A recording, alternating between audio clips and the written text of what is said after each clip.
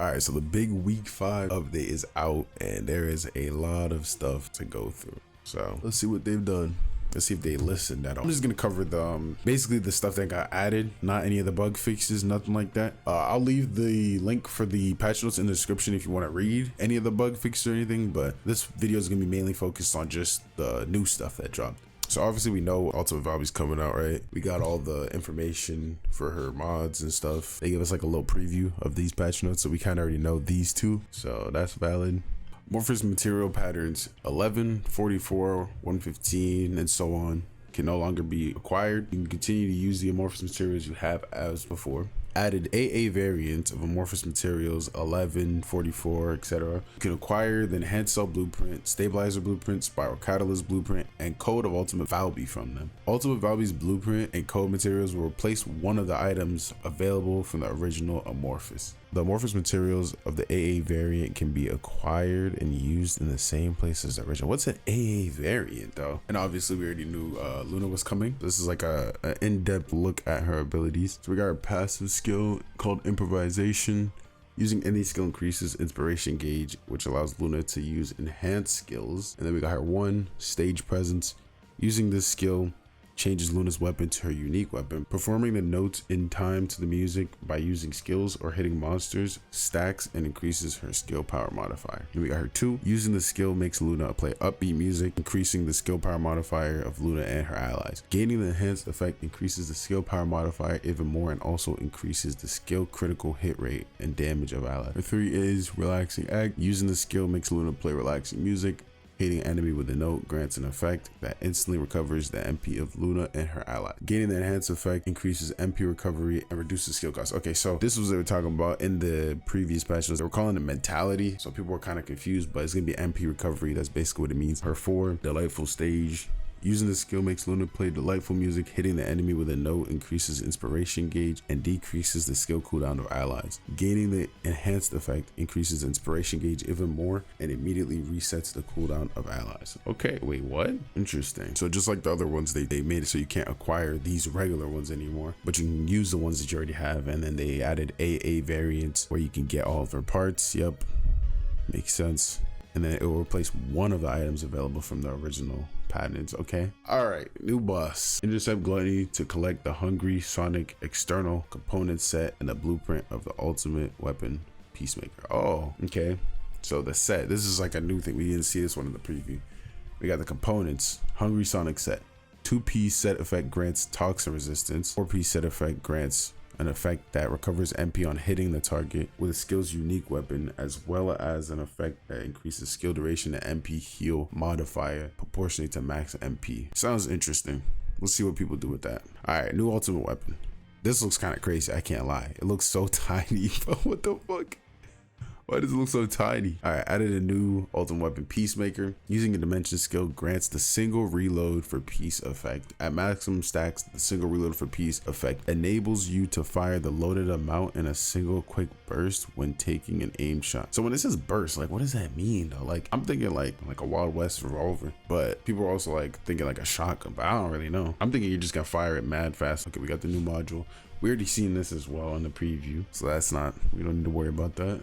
And then we got the new stuff. This is to the shop. We got the Luna bundle. It includes the skin as well. Luna is being added to the list of Descendants. Premium Valby bundle, which you get Valby and then Vermilion Wave skin. Okay, we got Valby summer theme, VS's summer theme, and a male summer theme set. Okay, interesting. Okay, so Luna's getting a Academy skin, a Maid skin, Panda skin, Dinosaur, just like everyone else. Makes sense. Okay, we got Luna's Augmented Reality of Madness premium skin package. Luna's exclusive white mouse premium head skin. Luna's exclusive hair and makeup 1 and 2. We got Luna's ultimate high feeling and volume up standard skin. So these are gonna be like recolors, I'm guessing. And then we got the makeup for Luna as well. All right, this is the main stuff.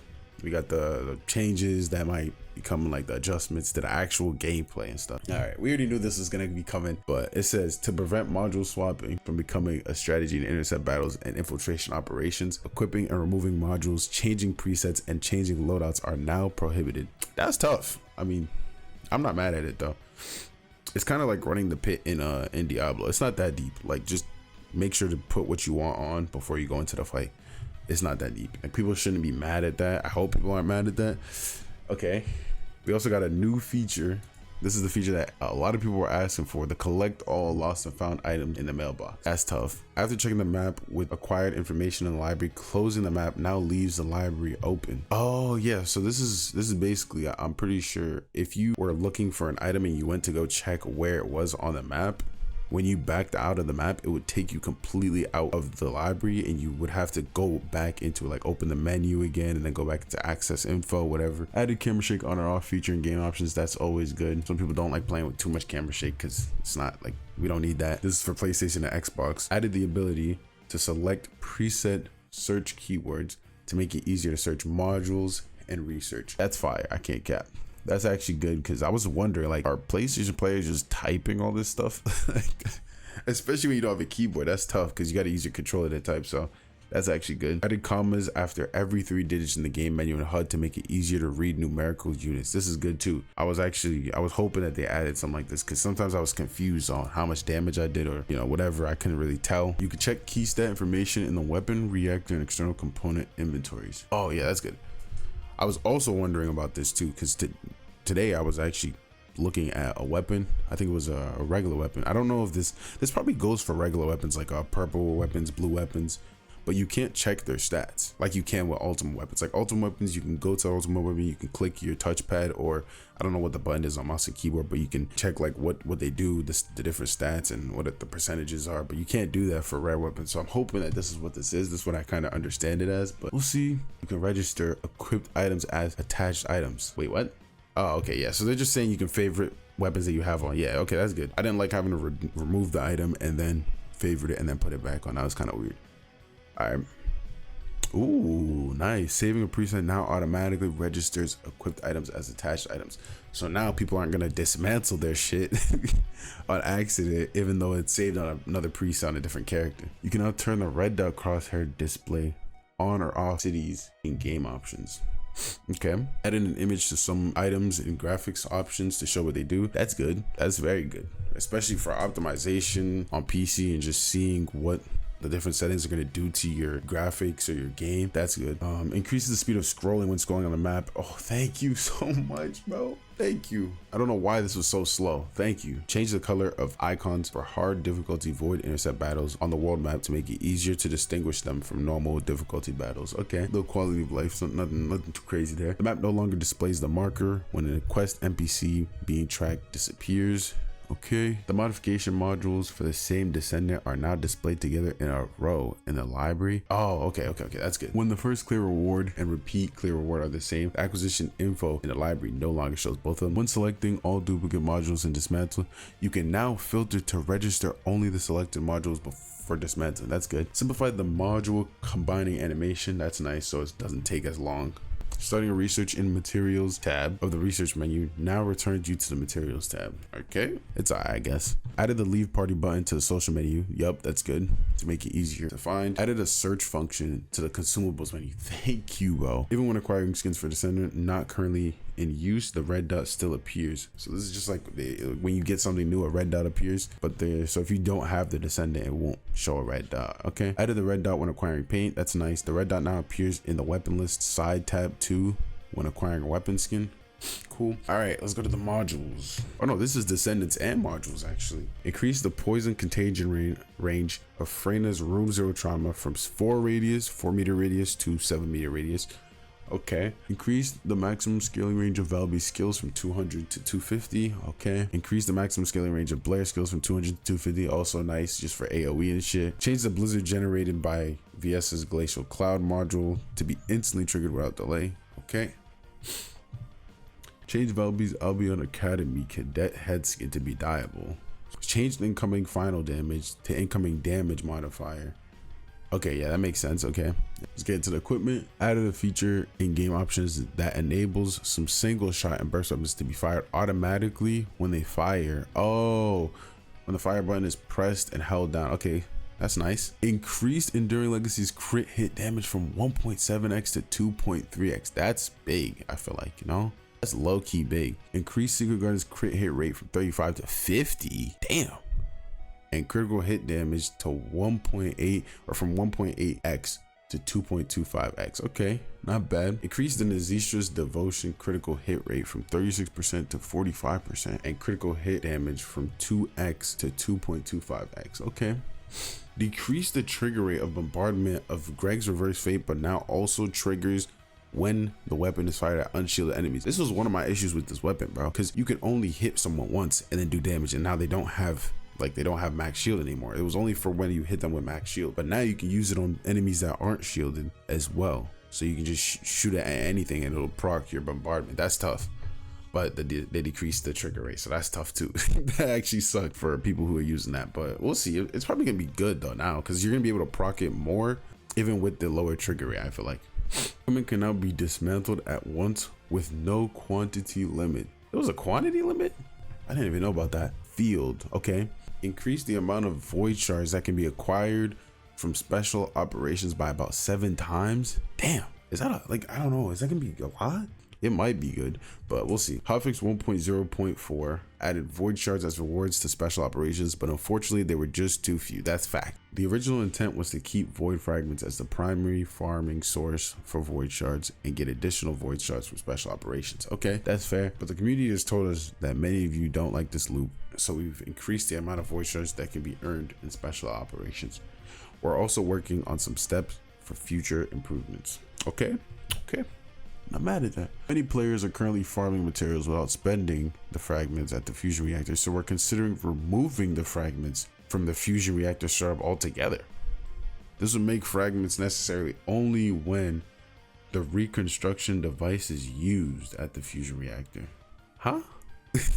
I mean, I understand it, but I don't know. We'll see. We'll see what they come up with. We're taking a close look at how the reward loop we planned works in practice. We'll try to finalize a reward loop that players will be satisfied with in the near future.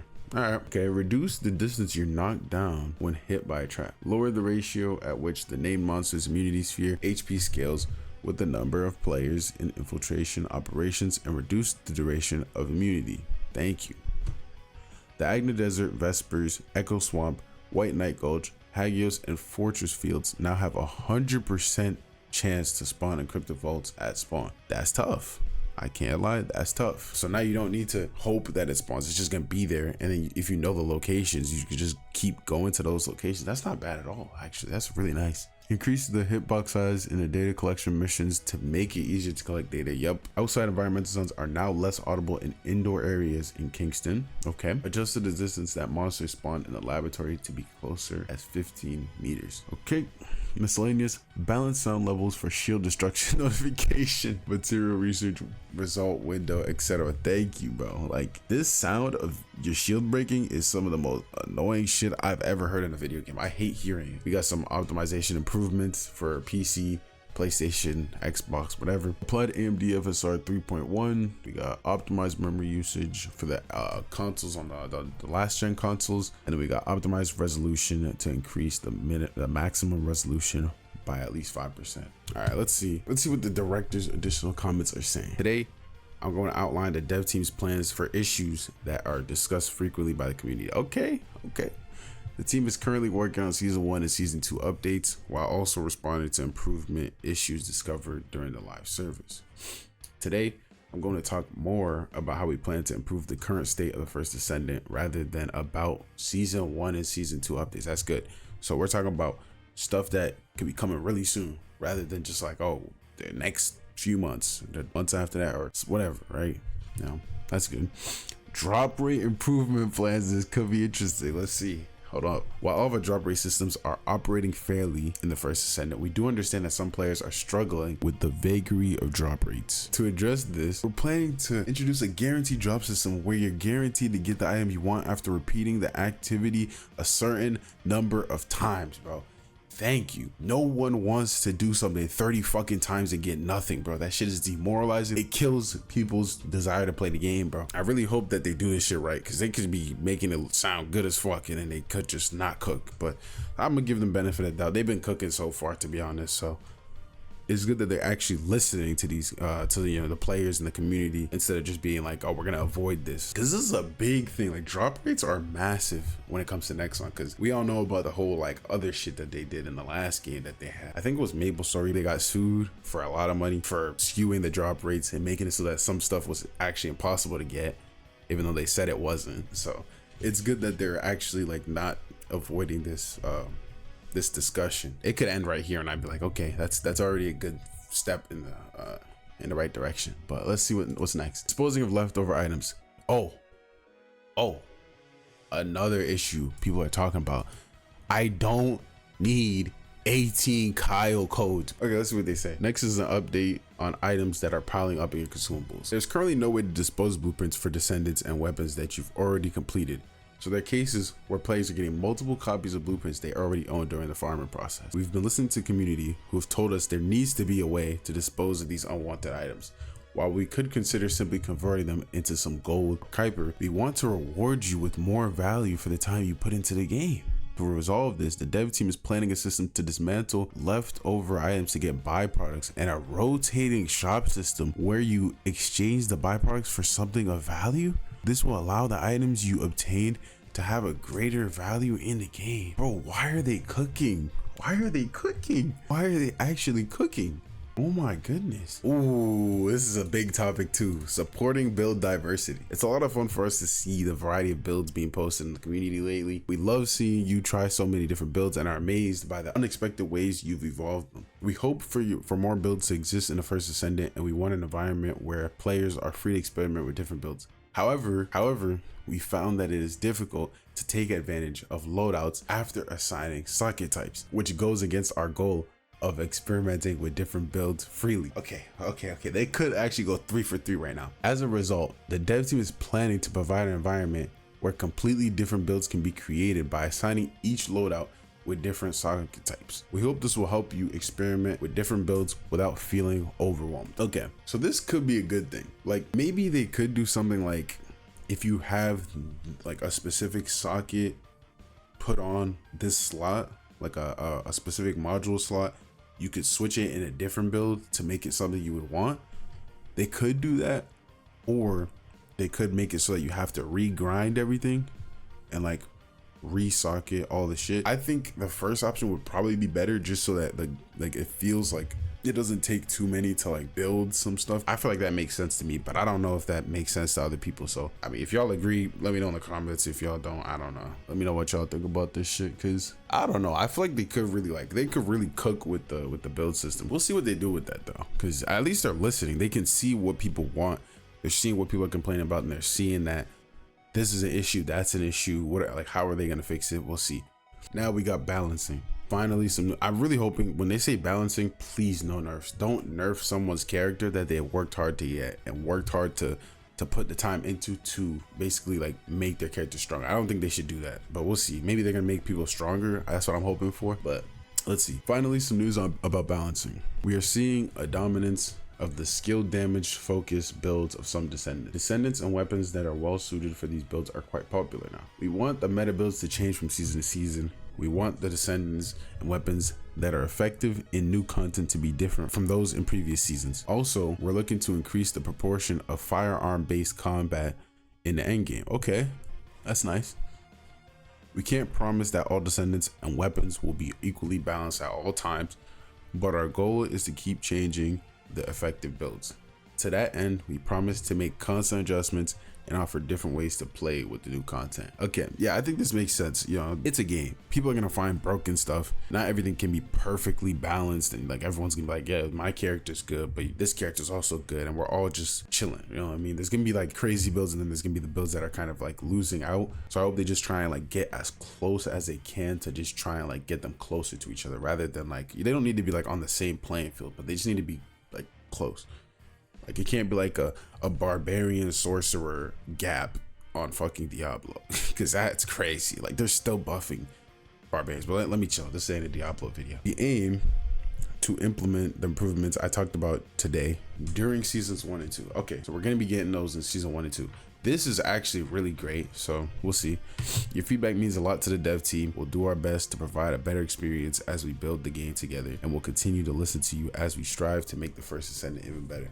Thank you. Hey man, I'm not gonna lie, they are cooking over there at Nexon. This dev team that they got right here, they're cooking. Like, these guys are tapped in. They're actually listening to the community. It feels like they actually play their game and they test stuff, and they're not just sitting there watching people play it. They're actually like actively going out their way to see what's wrong with their game and see if there's anything wrong with how they intended stuff to function. They're actually not just being like, oh, this is how we wanted it to be, so it's gonna be like that forever. They're like, okay, yeah, this could be a good idea from the community. You know, they're actually like, it seems like they genuinely care about the game, man. And I mean, that's very important in games like these, because these are games that devs seem like they want to support for years. So they kind of have to listen to the community. If you're not listening to community on games like these, your game's gonna die. Like, that's just what it is, right? Because at the end of the day, the reality of it is the game is not, it didn't come out perfect, right? So if devs are kind of closed-minded and don't listen to the community, it kind of just like makes it so that the game just stays the same way it is, and it just stays bad. You know what I mean? Like, you can make a game close to perfect or like as good as it could possibly be, but you have to listen to the community on some of these things, which is good that they're listening to the community. That's one thing that I feel like they're really locked in with, that they're actually listening to community, listening to feedback. It seems like they're looking at the Reddits, looking at the YouTube videos, looking at the comments on their Twitter, and then actually playing the game. It seems like they're doing all this stuff. So yeah, this is, I can't cap, but this game is looking like it has a lot of potential, man. Like, it was already looking like that in the last patches and like what they were doing in those, but if this is what they're doing in the next seasons with the whole drop rate stuff and the disposal of leftover items, like I have like 18 Kyle codes, bro. So if they really made it like this, bro, this could be some peak stuff right here, man. This could be really cool. So hopefully the game actually like locks in and they get better, and they just, I'm hoping that it gets to the point where it's like, it's the best looter shooter in the genre. So I'm hoping it really gets to that point, because it really, like, the game feels nice to play. The game is fun. It just has its own issues that it needs to solve, and once they solve that, I feel like they could build on a lot of the stuff and make the game even better than it already is. So yeah, I think this was a really good patch. I like this little message at the end, like a little kind of like look into what they're planning for the future. Everything looks good. And yeah, thanks for watching. If you enjoyed the video, leave a like and subscribe, and yeah, catch y'all on another First Descendant video.